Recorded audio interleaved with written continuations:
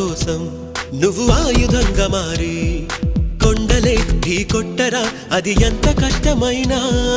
ఆశయాల పీఠం నువ్వు అందుకున్న నాడు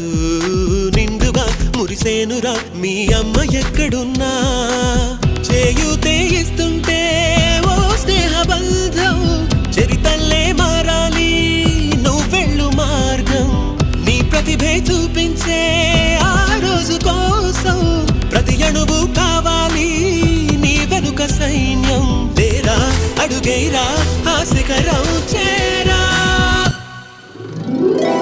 నిరుపై సాగరా